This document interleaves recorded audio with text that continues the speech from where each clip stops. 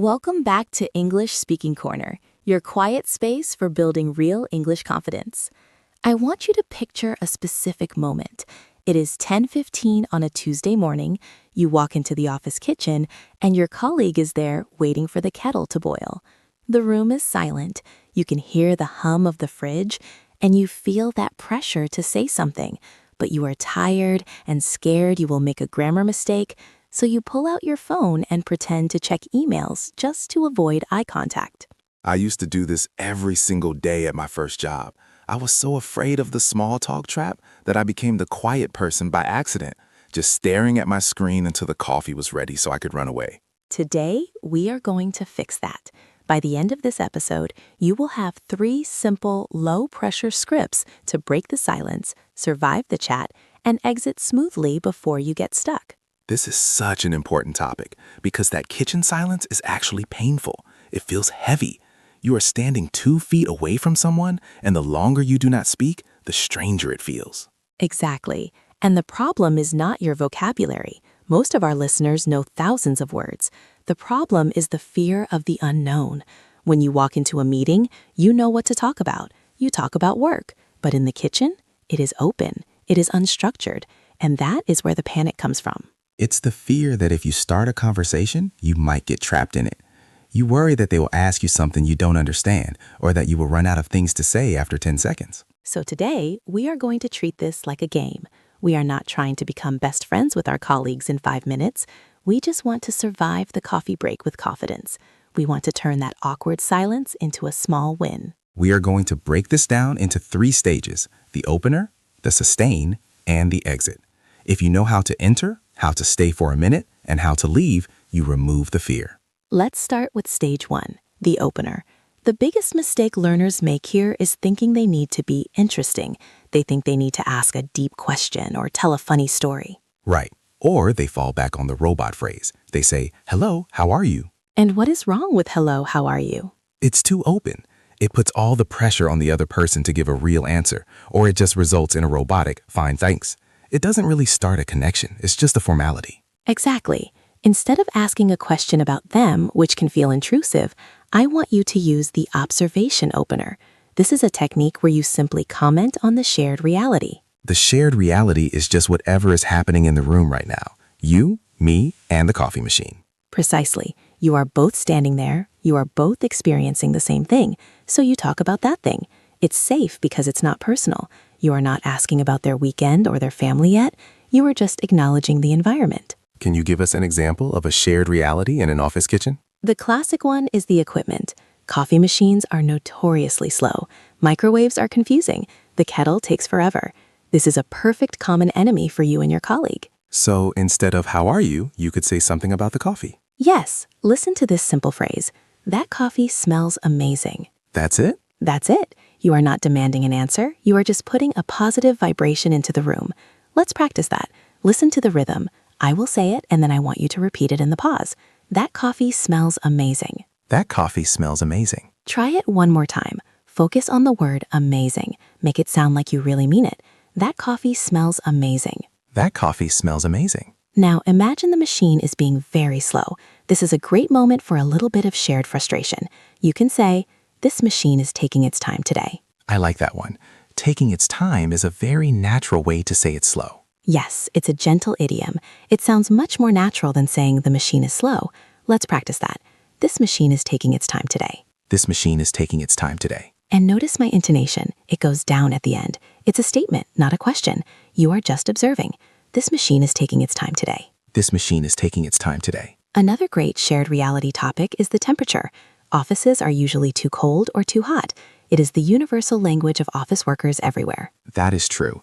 Complaining gently about the air conditioning is a great way to bond. So you can simply say, "Is it just me or is it freezing in here?" Oh, I like that structure. Is it just me, or it's a very soft way to introduce an opinion. You are asking for validation. Exactly. It invites the other person to agree with you. If they say, "Yes, it is freezing," then boom, you are in a conversation. You have broken the silence. Let's shadow that. Is it just me or is it freezing in here? Is it just me or is it freezing in here? One more time. Is it just me or is it freezing in here? Is it just me or is it freezing in here? The beauty of the observation opener is that it requires zero vulnerability. You are just pointing at the world and saying what you see. If the other person does not want to talk, they can just nod. You have not lost anything. You have not embarrassed yourself. But usually they will respond. They will say, "Oh yeah, I needed this coffee," or "Tell me about it, I'm freezing." And that brings us to the next problem. Once they respond, what do we do next? That brings us to stage 2, the sustain. This is where the panic usually sets in. You have opened the door, but now you have to walk through it. You worry that you need to come up with a new topic instantly. This is where I used to freeze. I would say, "The coffee is slow." They would say, "Yeah, it is." And then silence again. To fix this, we are going to use the mirror technique. This is a strategy used by master communicators, therapists, and negotiators, and it is perfect for English learners because it gives you time to think. How does it work? You simply take the last few words, or the most important word, of what your colleague just said, and you repeat it back to them as a question. That sounds too simple. Does it really work? It works like magic. When you mirror someone, 2 things happen. First, it shows you are listening. Second, it invites them to elaborate. It forces them to keep talking, which takes the pressure off you to find new words. Can we try an example? Sure. Let's say you use the coffee opener. You said, "This machine is taking its time." And your colleague says, "Yeah, I really need this. I have a deadline at noon." Okay, so the key information there is deadline. Right. So you simply look at them with a sympathetic face and say, "A deadline?" And that is it? Just a deadline? Yes, but the intonation is key. It has to go up at the end, like a question. You are implying, "Tell me more about this deadline." Let's practice the sound. A deadline? A deadline? Try to sound sympathetic. You know deadlines are stressful. Oh no, a deadline? Oh no, a deadline? When you do this, your colleague will naturally want to explain. They might say, "Yes, the quarterly report is due and I am not finished." And then I can mirror that again? Exactly. They say the quarterly report is due. You can say, "The quarterly report?" The quarterly report? And then they will say, "Yeah, it is a nightmare. There's so much data." And now, look what has happened. You are having a full conversation. You have barely used any vocabulary. You are just reflecting their words back to them. I love this because it removes the mental translation step. I do not have to translate my own thoughts from my native language into English. I'm just using the English words they just gave me. Precisely. It is very low energy for you, but it feels very high connection for them. People love to feel heard. By mirroring, you are making them feel like the most interesting person in the room. Let's try another scenario. Let's use the temperature opener. I say, "Is it just me or is it freezing?" And the colleague says, "It is freezing. I actually brought a sweater from home." Okay, what is the key word there? Sweater?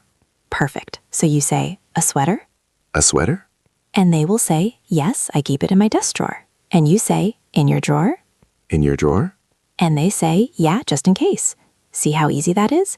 You are keeping the ball in the air without having to throw it very hard. This helps so much with the fear of not understanding. Even if I only understood the word sweater, I can keep the conversation going. That is the secret. You do not need to understand 100% of the sentence. You just need to catch one key word to mirror. It buys you time, and while they are explaining the next part, your brain has a chance to catch up. Before we move to the final stage, I just want to say that if you are finding these scripts helpful, make sure to subscribe to English Speaking Corner. We release episodes like this every week to help you build confidence in the real world, not just the classroom. If you want to stop freezing and start speaking, click that subscribe button so you don't miss our next lesson. Now, let's talk about the final piece of the puzzle. Stage 3, the exit. This is actually my favorite part. Knowing I have an escape plan makes me much braver to start the conversation in the first place. Exactly. A lot of anxiety comes from the feeling of being trapped. What if I start talking and then I can't stop? What if it gets awkward? If you have a pre-planned exit button, you are in control. So how do we exit politely without looking rude? We use a simple formula. Validate plus reason plus wish. You validate what they said, you give a tiny reason for leaving, and you wish them well. Can you show us an example? Let's say the coffee has finished brewing. That is your natural cue. You can say, "Well, I better get back to it." Good luck with the deadline. Okay, let's break that down. I better get back to it. That is the reason. Yes, I better get back to it is a very natural, native way to say I need to return to work. It is casual but professional. Let's shadow that phrase. I better get back to it. I better get back to it. One more time. It flows together. I better get back to it. I better get back to it. And then the wish. Good luck with the deadline. This shows you are listening. It closes the circle. Good luck with the deadline. If you were talking about the cold office, you could say, well, I better get back to my desk to warm up. Have a good one. Have a good one. That is such a classic phrase. It is. Have a good one means have a good day, but it is friendlier and less formal. Let's practice that. Have a good one. Have a good one. So the full exit sounds like this. Well, I better get back to it. Have a good one. Well, I better get back to it. When you have this phrase ready in your pocket, you can press the button whenever you feel your confidence dropping.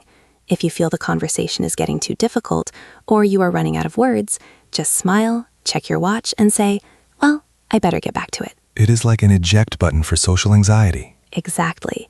And using it does not make you rude. It makes you look busy and professional. Okay, Anna, I think we are ready. We have the opener, the mirror, and the exit. Let's put it all together in a simulation. We are going to do a role play. I will play the colleague. You, the listener, will play yourself. I'll guide you through it. Imagine you are walking into the kitchen. I want you to speak out loud in the gaps. Even if you are on the bus or walking the dog, whisper it if you have to. But getting your mouth moving is the only way to build muscle memory. Okay, here we go. You are walking into the kitchen. I am standing there, staring at the coffee machine. It is making a loud gurgling noise. It is very slow. You are standing next to me. Don't hide. Break the silence. Use the observation opener about the machine taking its time. Go.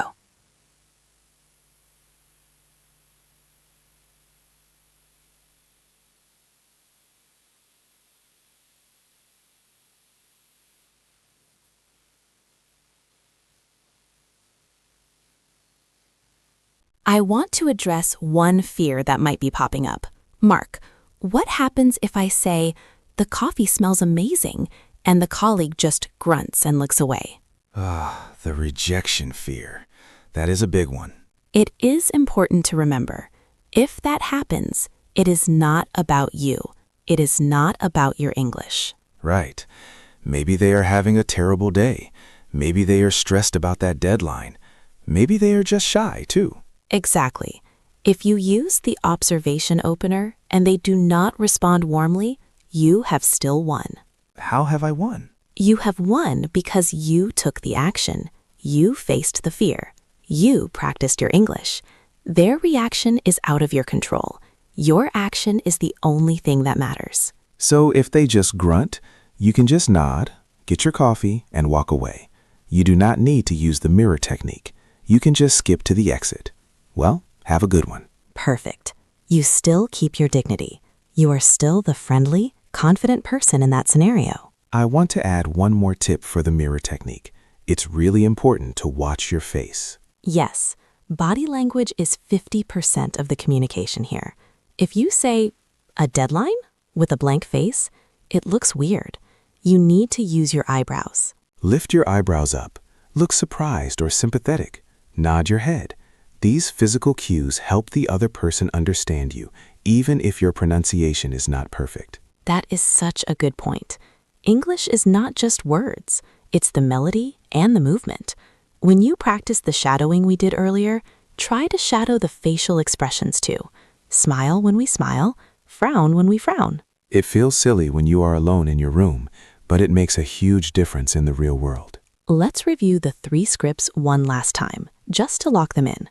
First, the opener. Is it just me or is it freezing in here? Second, the mirror. Freezing? And third, the exit. Well, I better get back to it. Have a good one. Simple, effective, ready to use. So what is the next step for our listeners? How do they take this from a podcast episode into real life? I have a specific challenge for you. Tomorrow morning, or the next time you are in a shared space, it could be the office kitchen, it could be the elevator, it could be waiting in line at a cafe. I want you to do one thing. Leave the phone in your pocket? Leave the phone in your pocket. Do not use it as a shield.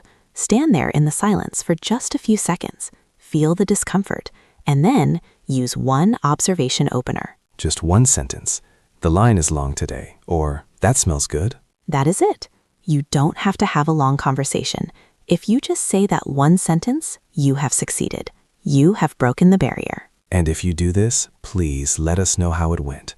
It's scary the first time, but the second time it gets easier. And by the 10th time, you won't even think about it. You will just be chatting. Remember, confidence is not something you find. It's something you build, brick by brick, one small interaction at a time. You are capable of this. You have the words. Now you just need to trust them. Thanks for joining us in the corner today. Keep practicing, keep speaking, and we'll see you in the next episode. Goodbye.